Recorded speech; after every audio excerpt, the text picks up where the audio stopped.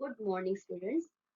आज हम 10वीं कक्षा की हिंदी की पाठ्य पुस्तक लोक भारती से पाठ 10 पढ़ेंगे, जिसका शीर्षक है ठेस। इसके लेखक फणीश्वर नाथ रेणु जी हैं। प्रस्तुत दृश्य में फणीश्वर नाथ रेणु जी का चित्र है और घास से, मूंज की घास से कैसे टोकरी और डलिया और चटाई बनाते हैं, उसका एक दृश्य दिया गया है। लेखक परिचय पढ़ते हैं। लेखक फणीश्वर नाथ रेणु जी का जन्म 1921 पूर्णिया, बिहार में हुआ था। इनकी मृत्यु 1977 में हुई थी। हिंदी कथाधारा का रुख बदलने वाले फणीश्वर नाथ रेणु जी को आजादी के बाद के प्रेमचंद की संज्ञा दी जाती है। आपकी कहानियों और उपन्यासों में आंचलिक जीवन की धुन, गंध, लय, ताल, सुर सुंदरता, कुरूपता स्पष्ट रूप से दिखाई पड़ती है। आपकी भाषा शैली में एक जादुई असर मिलता है। प्रमुख कृतियां हैं मैला आंचल, पड़ती परिकथा, जुलूस उपन्यास है, एक आदिम रात्रि की महक, ठुमरी, अच्छे आदमी कथा संग्रह, ऋण, जल धन जल, नेपाली क्रांति कथा, रिपोर्टाज आदि। प्रस्तुत आंचलिक कहानी बिहार के ग्रामीण जीवन पर आधारित है। इस कहानी के माध्यम से कथाकार ने ग्रामीण जीवन, सामाजिक संबंध, कारीगरी, कारीगरों के स्वाभिमान आदि को बड़े ही सुंदर ढंग से चित्रित किया है। प्रस्तुत कहानी का प्रमुख पात्र सिरचन है, जो एक स्वाभिमानी कारीगर है। वह अपने परिवार में अकेला है। उसकी पत्नी एवं बच्चे इस दुनिया में नहीं है। शीतल पाटी अर्थात चटाई, चिक आदि कारीगरी की चीजें बनाना उसका काम है। तो आइए पाठ प्रारंभ करते हैं। ठेस यह एक आधुनिक कहानी है। आधुनिक आंचलिक कहानियां ग्रामीण समाज में घटित घटनाएं एवं गतिविधियों का प्रभावी ढंग से चित्रण करती है। ये किसी अंचल विशेष पर आधारित होती है। गांवों की ठेठ भाषा व गंवईपन इनकी विशेषता है, जो इस पाठ में आपको देखने के लिए मिलेगा कि किस तरह से गांव में जो ठेठ भाषा बोली जाती है उसका यहाँ पे वर्णन किया गया है। पाठ शुरू करते हैं। खेती बाड़ी के समय गांव के किसान सिरचन की गिनती नहीं करते। लोग उसको बेकार ही नहीं, बेगार समझते हैं। बेगार बिना पैसा लिए, बिना पगार लिए जिससे काम किया जाए, यानी जबरदस्ती काम करवाया जाए। इसलिए खेत खलिहान की मजदूरी के लिए कोई नहीं बुलाने जाता है सिरचन को। क्या होगा उसको बुलाकर? दूसरे मजदूर खेत पर पहुंचकर एक तिहाई काम कर चुकेंगे, तब कहीं सिरचन राय हाथ में खुरपी डुलाता हुआ दिखाई पड़ेगा। पगडंडी पर तौल तौल कर पांव रखता हुआ धीरे धीरे। मुफ्त में मजदूरी देनी हो तो और बात है। यहाँ पे सिरचन का बताया गया है कि किस तरह का है वो। लोग उससे केवल जब काम पड़ता है तभी बुलाते हैं, और खेतों में काम करने के लिए तो वो बहुत ही लेट पहुंचता है, आराम से जाता है, क्योंकि वो उसका काम नहीं है। फिर भी लोग उसे बेगारी यानी बिना पैसा दिए काम करवाना चाहते हैं, इसलिए वो आराम से धीरे धीरे जाता है। आज सिरचन को मुफ्तखोर, कामचोर या चटोर कह ले कोई। एक समय था जब उसकी मड़ैया के पास बाबू लोगों की सवारियां बंधी रहती थी। उसे लोग पूछते ही नहीं थे, उसकी खुशामद भी करते थे। अरे सिरचन भाई, अब तो तुम्हारे ही हाथ में यह कारीगरी रह गई है। सारे इलाके में एक दिन का समय निकाल कर चलो, बड़े भैया की चिट्ठी आई है। शहर से सिरचन से एक जोड़ा चिक बनवाकर भेज दो। आज लोग उसे मुफ्तखोर, बैठकर खाने वाला, कामचोर, चटोर कहते हैं। लेकिन एक समय था जब मड़ैया यानी उसका घर, झोपड़ी के पास बड़े बड़े लोगों की सवारियां, बड़े बड़े लोग आके अपनी गाड़ी रोक करके उससे पूछते थे, उसकी खुशामद करते थे, उसकी तारीफ करते थे कि अरे सिरचन भाई, तुम जो है हमारे लिए एक जोड़ा चिक बना दो या चटाई बना दो। चिक यानी तीलियों का बना हुआ पर्दा। तो उसके लोग उसकी कारीगरी की बड़ी मिसाल देते थे और उससे वो काम करवाते थे। लेकिन ये कार्य ऐसा है कि रोज इसमें काम नहीं मिलता है, तो उसे लोग मुफ्तखोर कामचोर भी कहने लगे थे।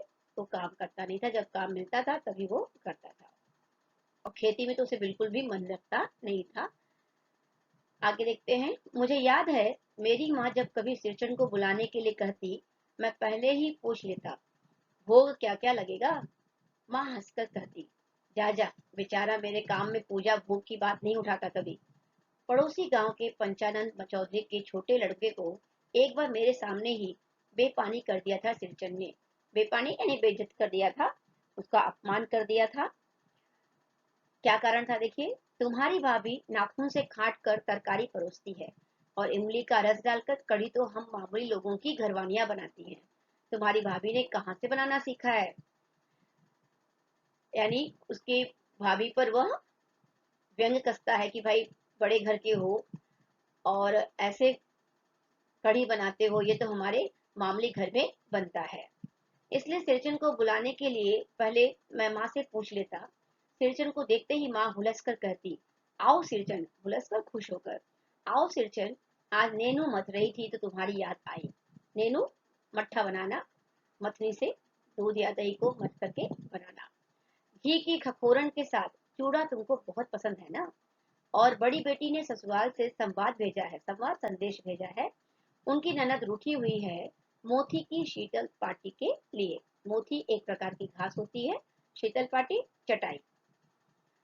सिरचन अपनी पनियाई जीभ को संभाल कर हंसता है। पनियाई यानी उसको देख करके, नेनू को देख कर उसके मुंह में पानी भर आता है। घी की सौंधी सुगंध सूंघकर ही आ रहा हूँ काकी, नहीं तो इस शादी ब्याह के मौसम में दम मारने की भी छुट्टी कहाँ मिलती है।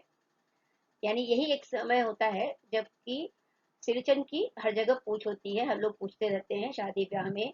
टोकरी बनाना, शीतल पाटी यानी चटाई बनाना, और बैठने के लिए मोढ़ा बनाना, ये सब जब शादी ब्याह में ही इसका उपयोग होता है लड़की को देने के लिए, सभी लोग सिरचन को याद करते हैं। सिरचन जाति का कारीगर है। मैंने घंटों बैठकर उसके काम करने के ढंग को देखा है।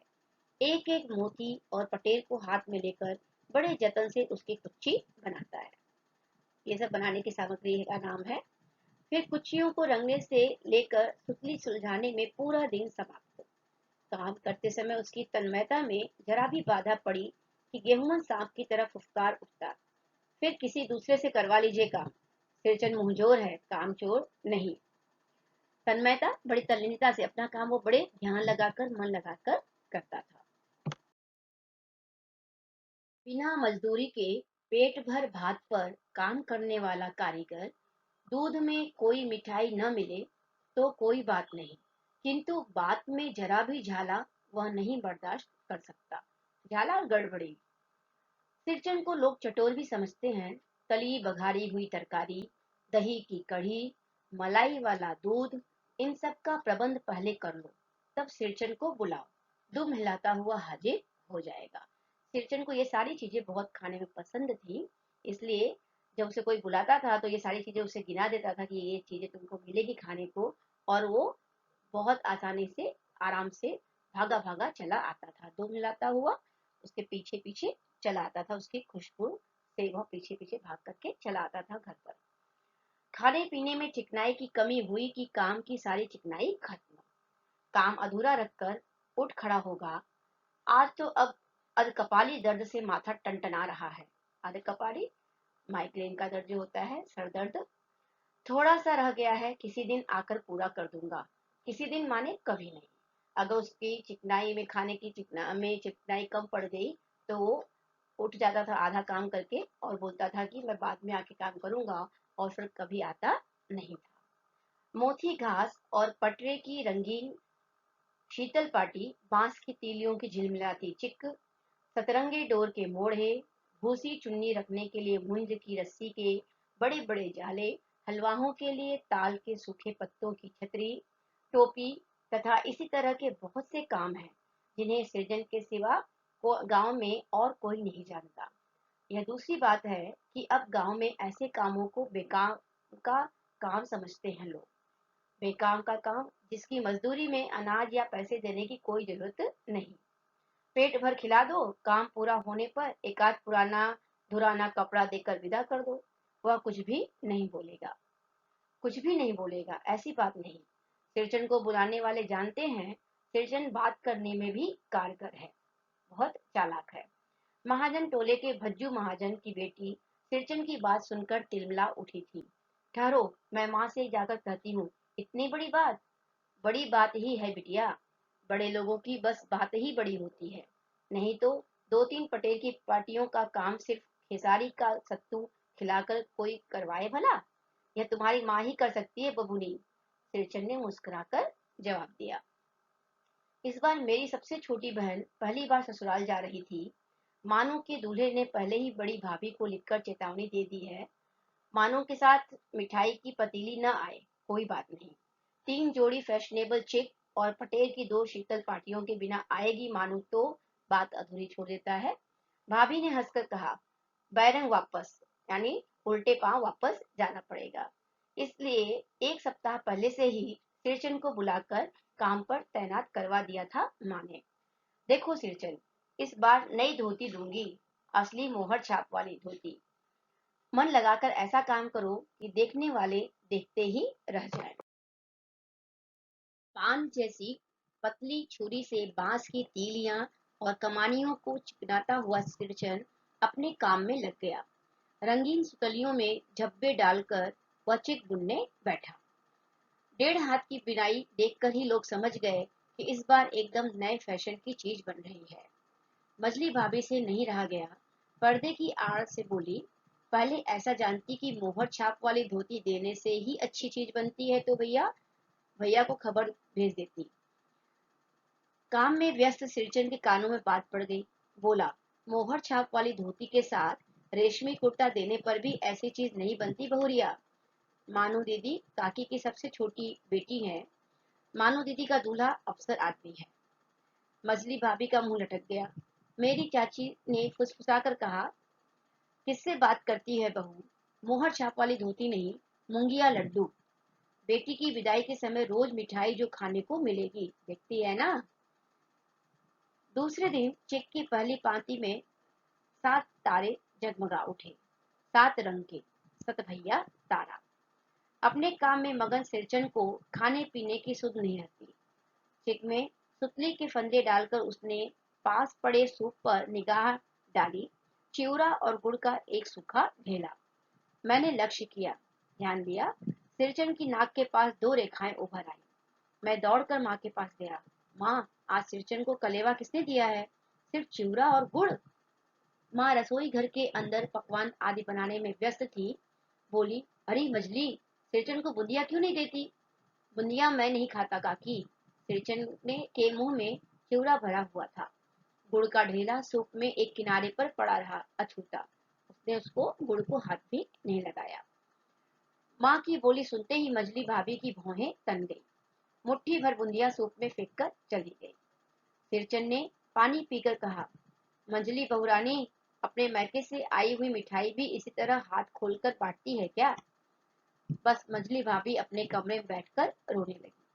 चाची ने माँ के पास जाकर कहा, मुंह लगाने से सिर पर चढ़ेगा ही, किसी के नैहर ससुराल की बात क्यों करेगा वह? मछली भाभी भी माँ की दुलारी बहू है। माँ तमक कर बाहर आई। सिरचन, तुम काम करने आए हो, अपना काम करो। बहुओं से बदपुट्टी करने की क्या जरूरत है? जिस चीज की जरूरत हो मुझसे कहो। सिरचन का मुंह लाल हो गया। उसने कोई जवाब नहीं दिया। बांस में टंगे हुए अधूरे चिक में फंदे डालने लगा। मालू पान सजाकर बाहर बैठक खाने में भेज रही थी। चुपके से पान का एक बीड़ा सिरचन को देती हुई इधर उधर देखकर बोली, सिरचन दादा, काम काज का घर, 5 तरह के लोग 5 किस्म की बात करेंगे। तुम किसी की बात पर कान मत दो। कान मत दो, ध्यान मत दो। सिरचन ने मुस्कुराकर पान का बीड़ा मुंह में ले लिया। चाची अपने कमरे से निकल रही थी। सिरचन को पान खाते देखकर अवाक हो गई। सिरचन ने चाची को अपनी ओर अचरज से घूरते हुए देखकर कहा, छोटी चाची, जरा अपनी डिबिया का गमकौआ जर्दा खिलाना, बहुत दिन हुए। बात अधूरी छोड़ देता है। चाची कई कारणों से जली भुनी रहती थी सिरचन से, गुस्सा उतारने का ऐसा मौका फिर नहीं मिल सकता। झनकती हुई बोली, तुम्हारी बढ़ी हुई जीभ में आग लगे, घर में भी पान और गंगौवा जर्दा खाते हो, चटोर कहीं के। मेरा कलेजा धड़क उठा। हो गया सत्यानाश। बस सिरचन की उंगलियों में सुतली के फंदे पड़ गए। मानो कुछ देर तक वह चुपचाप बैठा पान को मुंह में घुलाता रहा, फिर अचानक उठकर पिछवाड़े पीक थूक आया। अपनी छुरी, हंसिया वगैरह समेट संभाल कर झोले में रखी, टंगी हुई अधूरी चिक पर एक निगाह डाली और हर्राता हुआ आंगन से बाहर निकल गया। अर्थात गुस्से में वह घर से बाहर निकल गया, आंगन से बाहर निकल गया। उसे चाची की बात अच्छी नहीं लगती है। मानू कुछ नहीं बोली, चुपचाप अधूरी चिट को देखती रही। सातों तारे मन में पड़ गए। माँ बोली, जाने दे बेटी, जी छोटा मत कर मानू, मेले से खरीद कर भेज दूंगी। मैं सिरचन को मनाने गया, देखा एक फटी हुई शीतल पाटी पर लेटकर वह कुछ सोच रहा है। मुझे देखते ही बोला, बउआ जी अब नहीं, कान पकड़ता हूँ अब नहीं। मोहर छाप वाली धोती लेकर क्या करूंगा, कौन पहनेगा। ससुरी खुद मरी, बेटी बेटियों को लेकर गई अपने साथ। बबुआ जी, मेरी घरवाली जिंदा रहती तो मैं ऐसी दुर्दशा भोगता। यह शीतल पाटी उसी की बुनी हुई है। इस शीतल पाटी को छूकर कहता हूँ, अब यह काम नहीं करूंगा। गांव भर में तुम्हारी हवेली में मेरी कदर होती थी। अब क्या। मैं चुपचाप वापस लौट आया। समझ गया कलाकार के दिल में ठेस लगी है, वह नहीं आ सकता। यहाँ पे उसके स्वाभिमान को चोट लगती है कि उसकी चाची उससे व्यंग कसती है और उसको उसके उसका अपमान करती है। वो उसको बर्दाश्त होता नहीं है क्योंकि वो एक कलाकार है और स्वाभिमानी है। बड़ी भाभी अधूरी चिट में रंगीन छीट का झालर लगाने लगी। यह भी बेजा नहीं दिखलाई पड़ता, क्यों मानू। मानू कुछ नहीं बोली बेचारी, किंतु मैं चुप नहीं रह सका। चाची और मजली भाभी की नजर न लग जाए इसमें भी। मानू को ससुराल पहुंचाने मैं ही जा रहा था। स्टेशन पर सामान मिलाते समय देखा मानू बड़े जतन से अधूरी चिक को मोड़कर लिए जा रही है अपने साथ। मन ही मन सिरचन पर गुस्सा हो आया।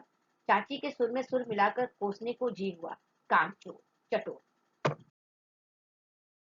गाड़ी आई। सामान चढ़ाकर मैं दरवाजा बंद कर रहा था कि प्लेटफॉर्म पर दौड़ते हुए सिरचन पर नजर पड़ी। बबुआ जी, उसने दरवाजे के पास आकर पुकारा। क्या है, मैंने खिड़की से गर्दन निकालकर झिड़की के स्वर में कहा। सिरचन ने पीठ पर लदे हुए बोझ को उतार कर मेरी ओर देखा। दौड़ता आया हूँ, दरवाजा खोलिए। मानू दीदी कहाँ है, एक बार देखूं। मैंने दरवाजा खोल दिया। सिरचन दादा, मानू इतना ही बोल सकी। खिड़की के पास खड़े होकर सिरचन ने हकलाते हुए कहा, यह मेरी ओर से है, सब चीजें हैं दीदी, शीतल पाटी, चिक और एक जोड़ी आसनी कुश की। गाड़ी चल पड़ी। मानो मोहर छाप वाली धोती का दाम निकाल कर देने लगी।